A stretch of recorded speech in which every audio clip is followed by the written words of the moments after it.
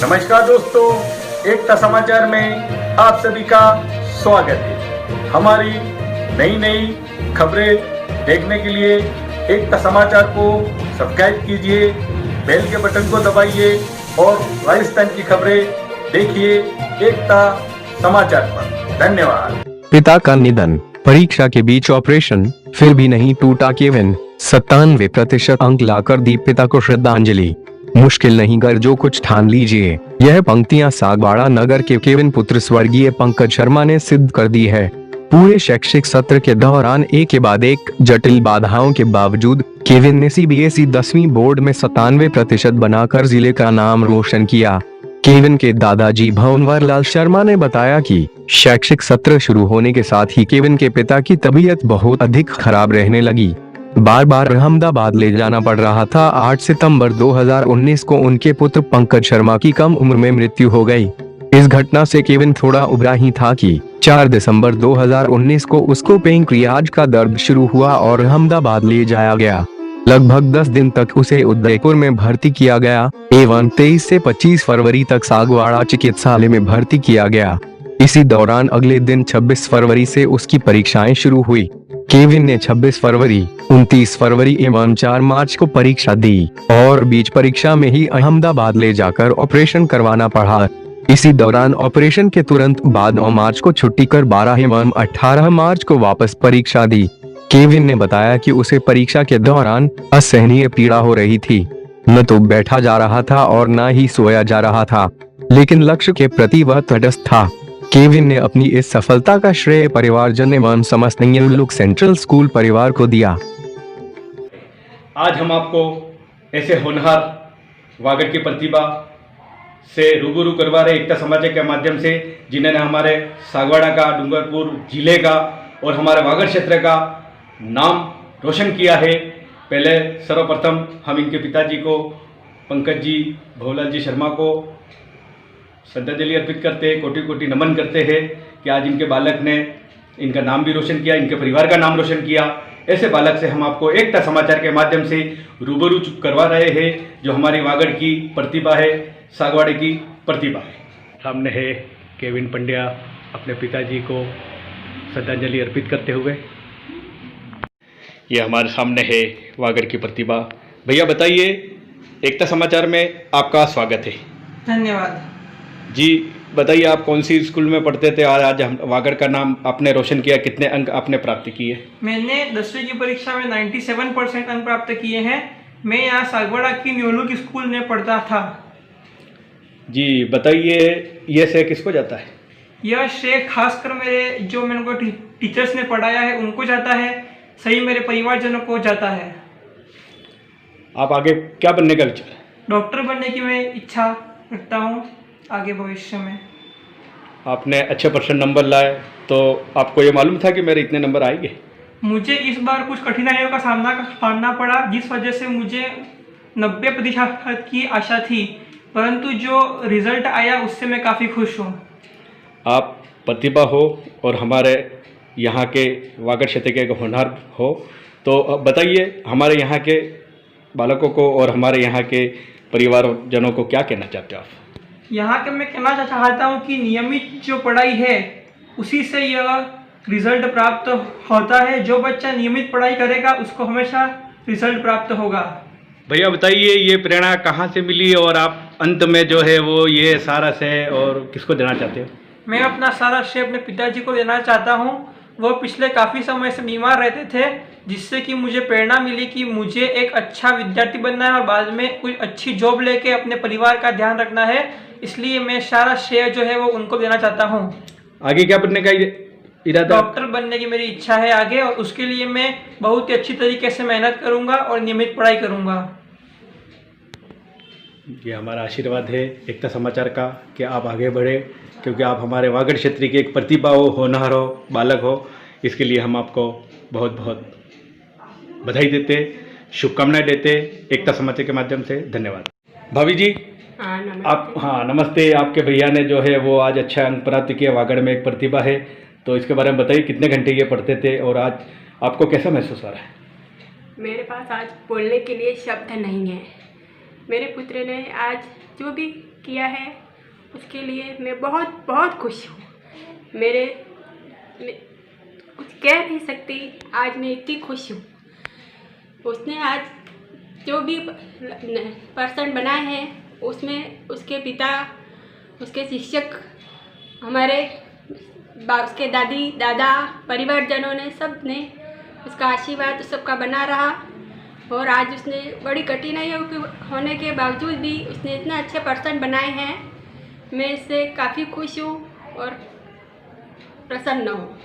बहुत ही अच्छी बात बताई हमारे भाभी जी ने। बड़ी दुखी घड़ी है ये। इनके पिताजी आज साल भर पहले यहाँ से विदा हो गए, तो भी बच्चे ने इतना होनहार और इतनी बीमारी में रहते हुए भी आज इतने अच्छे नंबर लाए। इसके लिए हम इनको बहुत बहुत एकता समाचार के माध्यम से धन्यवाद अर्पित करते हैं। हमारे सामने भंवरलाल जी शर्मा है, जो भैया के दादाजी है, और दादी माँ ने भी इनकी जो बात एकता समाचार के माध्यम से अपने सामने रखी।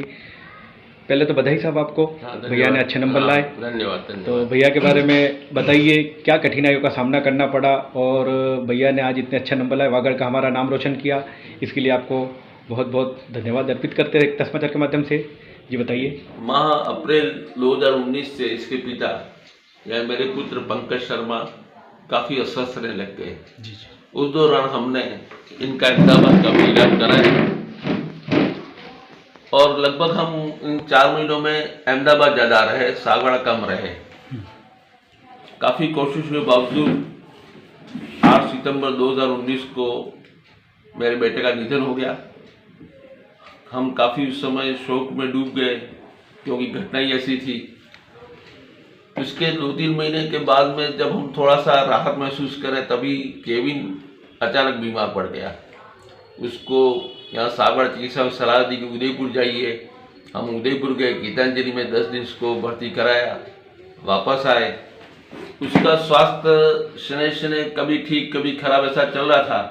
उसकी परीक्षा 26 फरवरी को शुरू होने वाली थी। 23 तारीख को वो अस्वस्थ हो गया और वापस उसको यहाँ सागवाड़ा चिकित्सालय में भर्ती कराया। 25 की नाइट को हम उसकी छुट्टी करा के घर पे लाए और 26 को मॉर्निंग में उसकी परीक्षा थी। उसे परीक्षा दी, 26 को परीक्षा दी, 29 को दी और 4 मार्च को दी। इन 4 मार्च को परीक्षा देने के बाद में उसकी पीड़ा थोड़ी और भी बढ़ गई, तो मैं उसको लेकर अहमदाबाद गया और वहाँ डॉक्टर संजय सिंह राजपूत करके गैस्ट्रोएंटरोलॉजिस्ट हैं। उन्होंने कहा कि इसका तुरंत ऑपरेशन करना पड़ेगा। मैंने साहब इसकी CBSE के एग्ज़ाम चल रहे हैं, अभी ऑपरेशन करेंगे, एग्ज़ाम कैसे है? दोनों का नहीं, मैं 3-4 दिन उसको ठीक कर पाऊँगा। तो उन्होंने ऑपरेशन भी हमने कराया और वो 10 तारीख को हम पुनः वापस सागवाड़ा लौटे और 12 को उसने पुनः एग्ज़ाम दिया, फिर 18 को एग्ज़ाम दिया। यानी बड़ी विकट परिस्थितियों में इसने एग्ज़ाम दिया। तो हमको ये आशा थी कि इसकी डाउट नहीं था हमको कि इसके परसेंटेज अच्छे नहीं बनेंगे। मैंने ये सोचा था कि हो सकता कि इतनी बीमारी हो, ये सब कुछ घटना ऐसी हुई तो 2-4% का फर्क पड़ सकता है। तो फिर भी इसने जो प्राप्तांक लाया है उससे हमको काफ़ी संतोष है।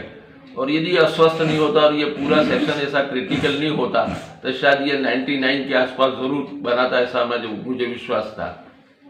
मैं इसका श्रेय न्यूलुक के समस्त स्टाफ को, जिन्होंने इसको बहुत ही अच्छा मार्गदर्शन दिया, उनके प्रिंसिपल मैडम, उनके बाकी टीचर्स, जिन्होंने समय से इसको बड़ा निर्देश दिया। कभी कभी वो घर भी आते थे, इसको काफ़ी अच्छी सलाह देते थे, पढ़ने के बारे में बताते थे।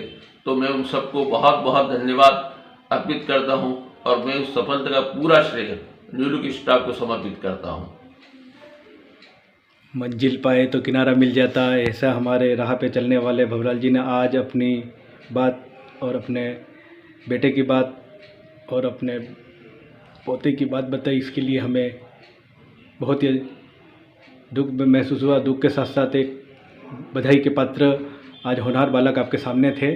हम एकता समाचार के माध्यम से आपको इनके परिवार से रूबरू करवाया। ये हमारे भैया के दादी माँ है। नमस्ते दादी माँ। पहले तो आपको हम बहुत बहुत बधाई देते हैं, भैया ने इतने अच्छे नंबर लाए। तो भैया कितने घंटे पढ़ता था और इनके विचारों के बारे में थोड़ा बताइए। भैया परमानेंट मतलब 8-10 घंटे पढ़ाई कर रहा था और उसके विचार बहुत ही उज्जवल है। उसका श्रेय मैं हमारे भांजे और मेरे छोटे बेटे को देना चाहती हूँ, क्योंकि उन्होंने उसका बहुत ख्याल रखा है। मेरे बेटे से भी ज़्यादा हमारे भांजे ने इसका ख्याल रखा है। इसके पापा की गैरहाजिरी में भी कभी मेरे को इसने महसूस नहीं होने दिया मेरे भांजे ने कि मामी आपका बड़ा बेटा नहीं है, मैं आपका बेटा हूँ। वहाँ तक उसने मेरे को श्रेय दिया है और उसका सारा श्रेय मैं मेरा छोटा बेटा आशीष शर्मा एवं धर्मेंद्र शर्मा को देना चाहती हूँ। बाकी परिवारजनों ने इसके साथ बहुत सहयोग दिया, इसके दादा ने उसको बहुत साथ दिया है। लास्ट समय बीमार पड़ा, रात भर बैठा रहता था, तो भी हमने उसको हिम्मत दी है कि बेटा इस साल तेरा बिगड़े तो कोई चिंता मत करना, अगले साल पर और पढ़ेंगे। इनके पिताजी का देहांत कब हुआ? उनका पिताजी का देहांत 8 सितंबर 19 को। बहुत ही दुख की घड़ी में दादी माँ ने अपनी वेदना प्रकट की। इसके मम्मी पापा रहते तो अच्छा लगता, वो फोटो उसका बिल्कुल अच्छा नहीं लग रहा है हमारे सामने, और फिर भी हम बर्दाश्त करके बैठे हैं फोटो को देख के कि कोई नहीं, हमारा बेटा एक और है। हमने इसके पिताजी को भी जिंदे रखने के लिए इसके पापा ने बहुत ट्राई किए कि डॉक्टर साहब मेरी जान ले लो पर मेरे को बचाओ, पर हम कुछ नहीं कर पाए। भगवान को जो मंजूर था उसको कोई नहीं रोक सकता है। ये हमारे सामने है भैया के शिक्षक जिनका पूरा श्रेय इनको जाता है। इन्होंने भैया ने बताया, परिवार ने बताया। सर, एकता समाचार में आपका स्वागत है। धन्यवाद सर। हाँ जी, बताइए, आज वागड़ की प्रतिभा हमारे सामने है। इस वागड़ की प्रतिभा के बारे में आपके साथ 6 से 7 घंटे ये रहते थे और बीमार होते हुए भी इन्होंने आज इतने अंक प्राप्ति किए, इसके बारे में। बिल्कुल जी। एक्चुअली केविन के बारे में बात करें हम तो शुरू से ही हमारे स्कूल में पढ़ा है बच्चा, नर्सरी थ्रू पूरा अभी तक हमारे स्कूल में यही है। और जहाँ तक इसकी बात हम कहें तो लगभग हमें शुरू से ये भरोसा था कि केविन एक अच्छे मुकाम को हासिल करेगा, और हमें पूरे विद्यालय परिवार को, इसके विशेष अध्यापकों को, सबको ये पूरा भरोसा था कि नहीं, केविन विद्यालय का नाम जरूर रोशन करेगा। लेकिन अभी जैसा आपको उनके परिवार ने बताया और आपको भी विदित है कि उसके पिता का देहांत हो गया, खुद बीमार हो गया, तो थोड़ा एक हमको भी संशय सा हो गया था कि यार ये बच्चे के साथ क्या हो गया और ये क्या कर आगे कुछ क्या करेगा। लेकिन फिर भी हमें पूरा यकीन था कि ये इतना कमज़ोर नहीं होगा जितना हम इसको समझ रहे हैं, क्योंकि इसकी जो नित्य प्रतिदिन जो हम इसकी कोशिश को देखते थे वो वाकई में सराहनीय थी। पिता के देहांत के बाद भी उसकी जो नियमित पढ़ाई थी 3-4 घंटा वो उसको करना ही थी, वो करता भी था। बीमार के समय भी मैं उसको 2-3 बार हॉस्पिटल में मिलने गया, लेकिन मैंने देखा हॉस्पिटल में भी ये बच्चा बुक लेकर के बैठता था, यानी कि हॉस्पिटल में रहते हुए भी उसने वहाँ बेड पर भी किताब पढ़ी और पढ़ाई करते हुए कि नहीं मुझे एग्ज़ाम देना है। एक एग्ज़ाम तो ऐसा हुआ इसके कि 2 दिन पहले ये हॉस्पिटल में भर्ती था और 2 दिन बाद उसका एग्ज़ाम था, लेकिन इसने कहा नहीं मैं कैसे भी करके एग्ज़ाम दूंगा। और इन विकट परिस्थितियों में आज इसने इतना अच्छा रिजल्ट दिया है, तो निश्चित ही विद्यालय परिवार उसका खुद का परिवार ये तो बधाई के पात्र है ही, लेकिन इसका सबसे बड़ा श्रेय अगर किसी को जाता है तो इस बालक को ही जाता है। इसकी बहुत अच्छी मेहनत रही है और मैं विद्यालय परिवार की ओर से इसके आगामी उज्जवल भविष्य की शुभकामनाएं देता हूँ। धन्यवाद। भैया के मित्र है। भैया बताओ आपका परिचय क्या है, क्या नाम है आपका?